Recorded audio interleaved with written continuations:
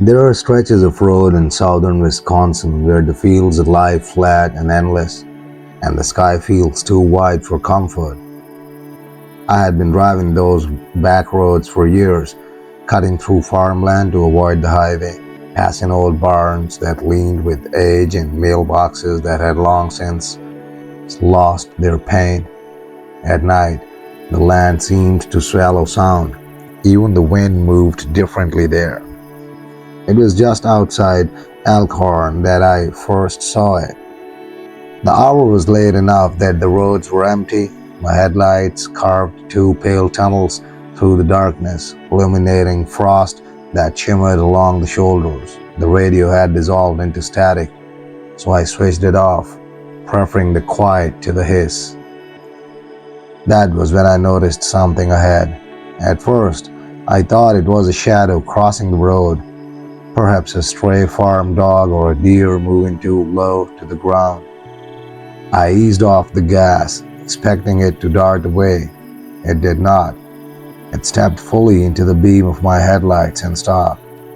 The animal was larger than any dog I had ever seen. Its body was lean, almost wolf-like, yet too tall at the shoulder. Its fur absorbed the light instead of black in a way that seemed deeper than the night around it. Its eyes caught the headlights and shone back at me. Not the yellow-green glare of an animal's reflection, but a dull, amber-red glimmer. It did not move. I slowed to a complete stop, engine idling. The creature stood in the center of the road, staring directly at me, not startled, not confused, waiting. I expected it to bolt the moment my tires crunched against the gravel shoulder. Any ordinary animal would have, but it remained where it stood, squarely in the center of the road, shoulders broad, head slightly lowered, watching me with a stillness that felt deliberate. The engine hummed beneath me. My headlights washed over its body, yet the light seemed to bend strangely along its outline.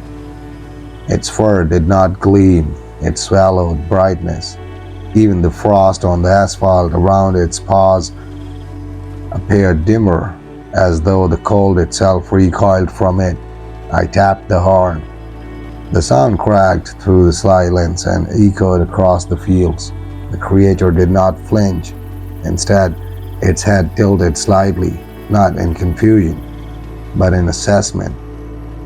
That was when I understood something that unsettled me more than its size. It was not reacting to me, it was studying me. A low mist drifted across the road, thin ribbons of fog rising from the frozen ground. The creature's breath did not show in the cold air. Mine fogged the windshield in shallow bursts, but around it, the air remained strangely still. I considered inching forward, forcing it to move, but something in me resisted the idea. It did not feel like a stray dog blocking my path. It felt like a barrier, like a warning. The fields on either side of the road stretched into blackness, broken only by skeletal trees in the distance. No farmhouse lights, no passing cars, no movement anywhere except the tall, unmoving silhouette before me. Then, without any shift in posture, it took one slow step toward the car, measured, silent, closing the distance. When it stepped toward me, something inside my chest tightened in a way I cannot properly describe. It was not the sudden jolt of fear that comes from a near accident or a loud noise. It was slower than that, heavier, a realization settling into place. The distance between us shortened by only a few feet, yet the atmosphere inside the car seemed to shift entirely. The air felt dense, difficult to draw into my lungs. My hands tightened around the steering wheel without my willing them to. I became acutely aware of every small mechanical sound, the idle of the engine, the faint tick of cooling metal, the soft hum of the dashboard lights. Outside, the world remained impossibly still. The creature's gait had been smooth, controlled, almost deliberate in its restraint. It did not loop or stalk like a predator preparing to spring. It simply advanced with a composure that suggested absolute certainty. Each paw touched the asphalt without a sound, no scrape of claws, no crunch of frost. I realized then that I had never heard it at all, not a breath, not a shift of weight, nothing. Its eyes remained fixed on me. They did not dart to the sides or blink against the glare of my headlights. The dull red glow within them did not flicker like reflection. It burned steadily, as though lit from somewhere deep inside its skull. I forced myself to think rationally. Wisconsin farmland was known for strange sightings, oversized dogs, escaped livestock, coyotes mistaken for wolves. Stories circulated around towns near Elkhorn about creatures seen along lonely stretches of Bray Road.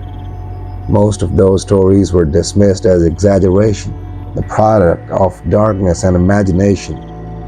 I had dismissed them too, until now. The creature took another step. Closer still. The hood of my car suddenly felt fragile, thin, insufficient. I imagined the weight of the dead body striking metal, imagined those shoulders slamming against the windshield. It was easily large enough to do damage. Larger than any German shepherd, taller than any wolf I had seen in photographs. Its proportions were wrong in subtle ways, the legs slightly too long, the torso lean but powerful, the head broader at the muzzle than seemed natural. It was not gaunt. It was not starving. It looked strong, purposeful. I considered throwing the car into reverse, but the road behind me was narrow and lined with shallow ditches. Panic would only make things worse. I considered accelerating forward, forcing it aside, yet the thought of the impact made my stomach turn. The creature did not look like something that would be knocked down easily. It stopped again, now only a short distance from the front bumper. We remained like that for several long seconds. Then something changed. Its posture shifted subtly, not in aggression, not in fear. Its head lifted slightly and its ears angled toward the open fields to my right, as if hearing something beyond my perception. I strained to listen. There was nothing. No wind through corn stubble, no distant tractor, no animal call, just silence. The creature's gaze moved away from me for the first time. It turned its head slowly toward the field, staring into the darkness beyond the reach of my headlights. The red glow in its eyes dimmed slightly as it did so, though it did not disappear. And in that moment, an even worse thought occurred to me. Perhaps it had not been blocking my path. Perhaps it had been standing there to stop me from going any farther. Because whatever had drawn its attention into the fields now held it completely. And I realized with growing dread that I did not want to know that what could possibly command the focus of something like that. I followed its gaze despite every instinct telling me not to. The field to my right was nothing but frozen earth and rows of harvested corn reduced to brittle stalks. The frost caught the edge of my headlights, giving the ground a faint silver sheen. Beyond that narrow strip of illumination, the land dissolved into blackness. The creature stood unmoving, body rigid now, tension fixed outward. Its ears were angled forward, alert, not afraid, listening. I rolled down my window an inch, just enough to hear better. The cold rushed in immediately, sharp and biting, carrying the faint scent of soil and something older beneath it, something metallic and damp. I held my breath and strained to detect what it had sensed. At first, there was nothing. Then, faintly, I heard it. Not a sound in the usual sense, not a voice, not movement, a vibration, low, subtle, almost like the distant rumble of thunder too far away to register fully. It seemed to hum beneath the earth itself, barely perceptible but steady. The creature's muscles tensed, its head lowered slightly again, not toward me this time, but toward the field. The vibration grew stronger, or perhaps my awareness of it sharpened. It felt less like something I was hearing and more like something pressing against my inner ear, resonating behind my eyes.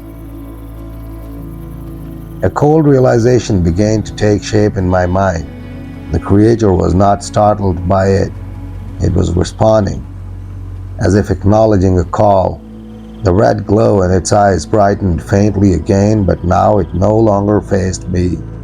It stared into the dark expanse beyond my lights with unwavering focus.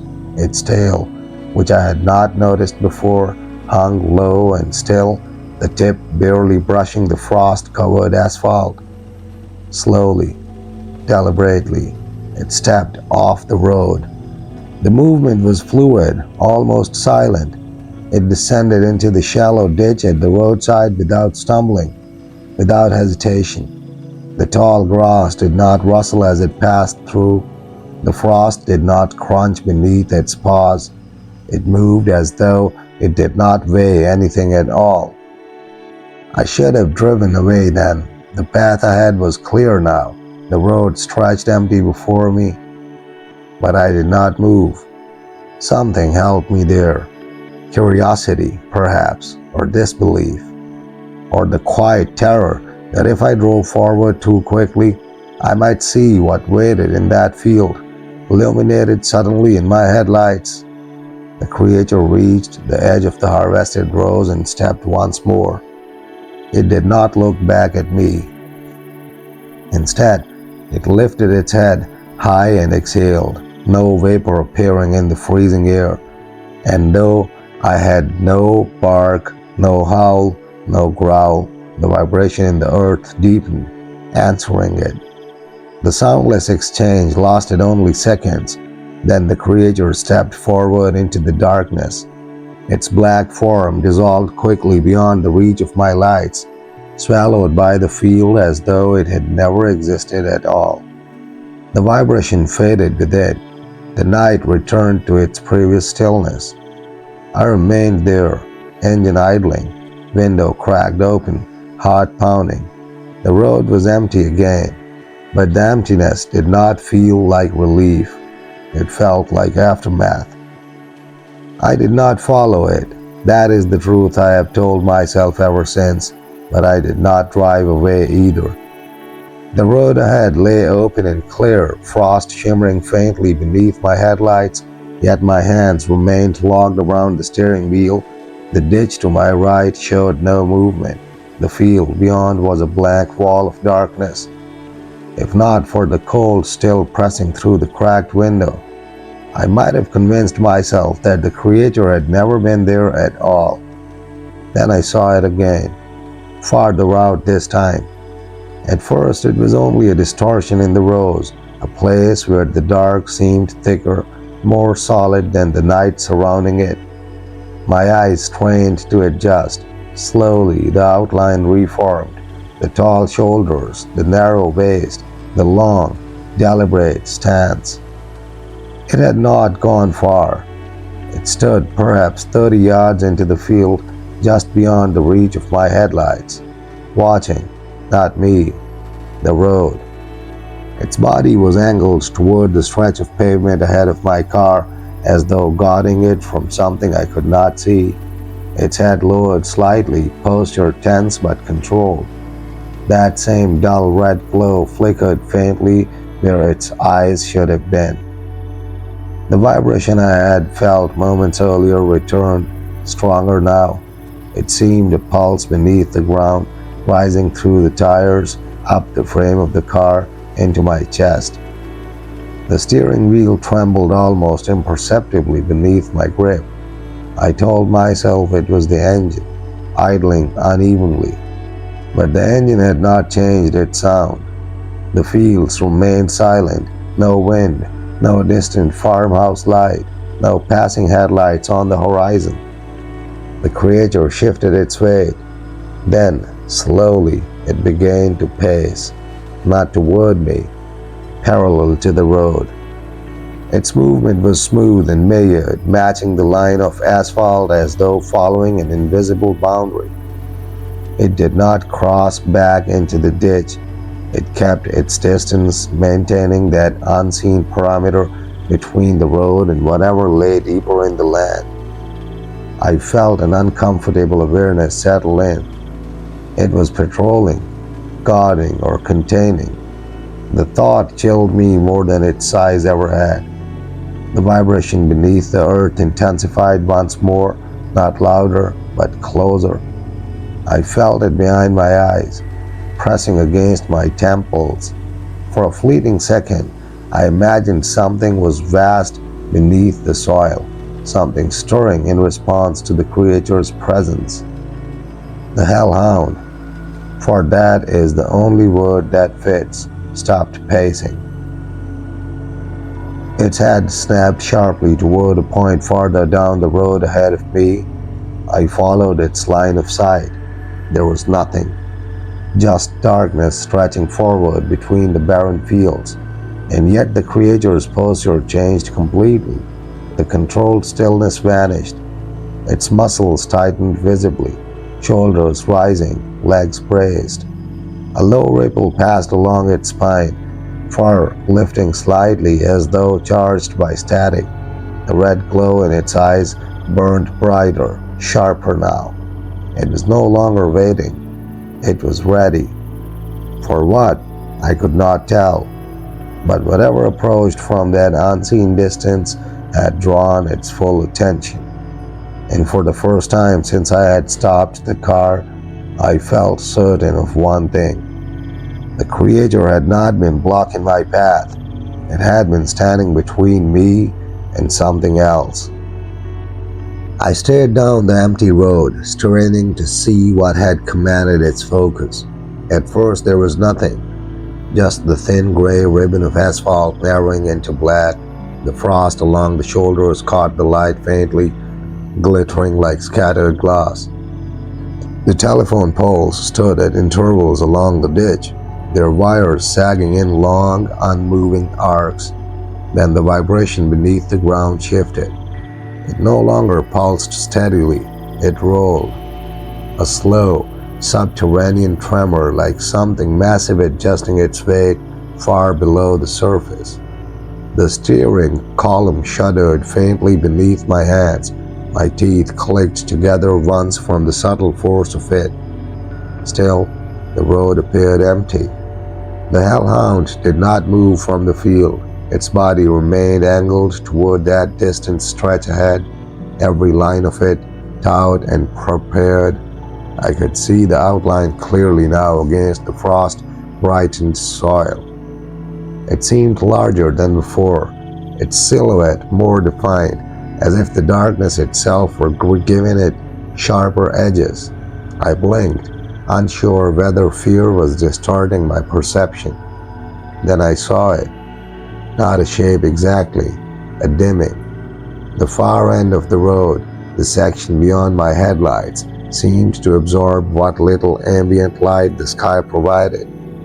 The faint silver of frost there dulled. The telephone poles at that distance blurred into shadow, as though a veil had been drawn between me and that point. The darkness was thickening, moving. It advanced slowly along the road toward me, not like fog rolling in, but like absence spreading, a pocket of deeper night displacing the ordinary dark around it. My breath caught in my throat. The hellhound stepped forward in the field, matching its approach. One pace, then another. It kept perfect alignment with the encroaching shadow, never crossing the ditch, never entering the road, but staying parallel, intercepting. The vibration intensified as the two drew nearer to one another. The shadow stretched wider now, bleeding into the fields on both sides. The frost there dulled as well, losing its shimmer. Even the air in front of my windshield seemed to dim slightly, as though my headlights were weakening. I checked the dashboard instinctively. The lights were steady. The engine was fine. This was not mechanical. The Hellhound stopped again, directly opposite the center of the advancing darkness. Its head lowered, its shoulders broadened, muscles rippling beneath that lightless fur. For a moment, one suspended, suffocating moment, everything went utterly silent. The vibration ceased, the engine sound seemed distant, even my own breathing faded from awareness. The shadow reached the midpoint of the road between us, and then the Hellhound opened its mouth. No sound came out, no bark, no snarl, but the air itself fractured. The silence split like glass under pressure. A force rippled outward from the field, invisible but unmistakable. The windshield rattled violently. The car rocked on its suspension as though struck by a sudden gust. The advancing darkness halted. The frost along the road flared pale again, reclaiming its sheen. The shadow shuddered, collapsing inward upon itself, shrinking rapidly as though pulled back by an unseen hand. The Hellhound did not advance. It held its ground. Its mouth remained open in that silent, impossible snarl.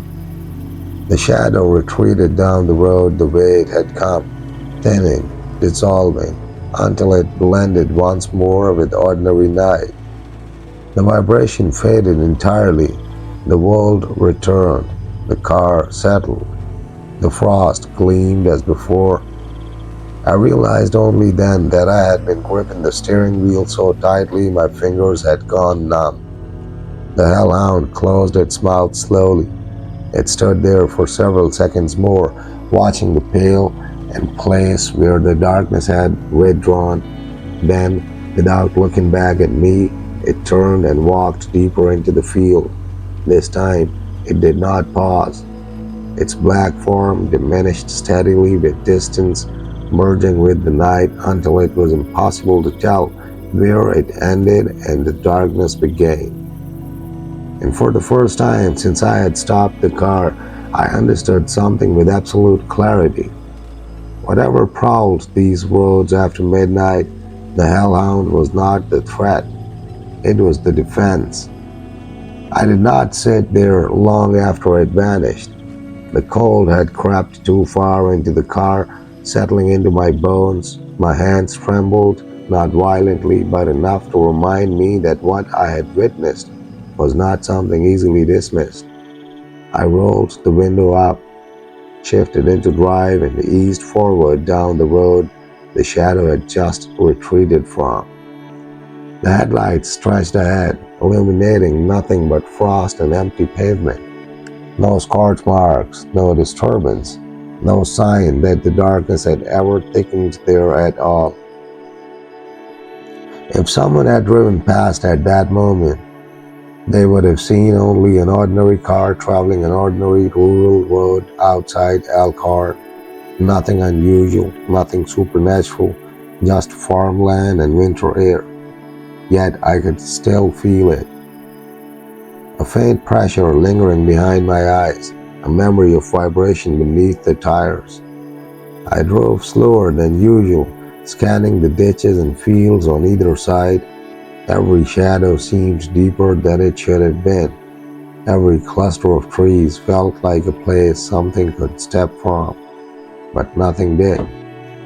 The road remained empty all the way home. Sleep did not come easily that night.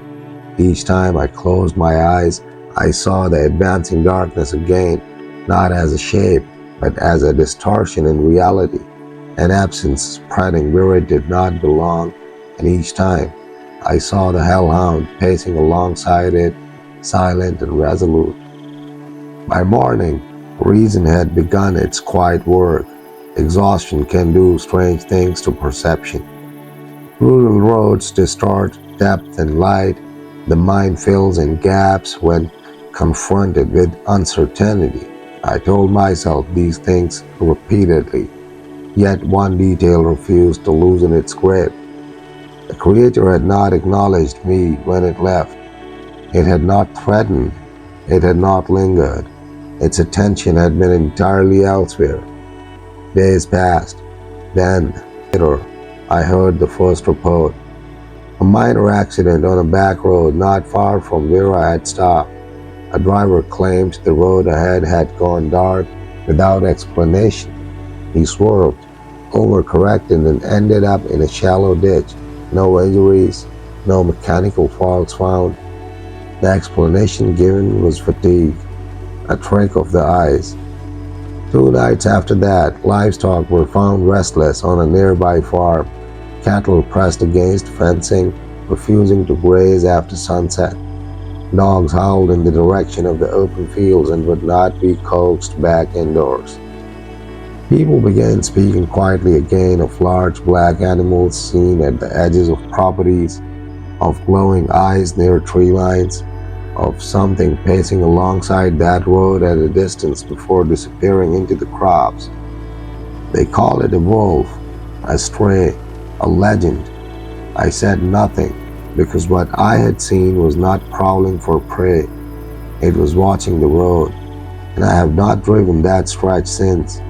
But sometimes, late at night, when the air is perfectly still and the sky stretches wide and empty above the fields, I find myself wondering, if the hellhound ever fails to appear, what might finally reach the road unchecked?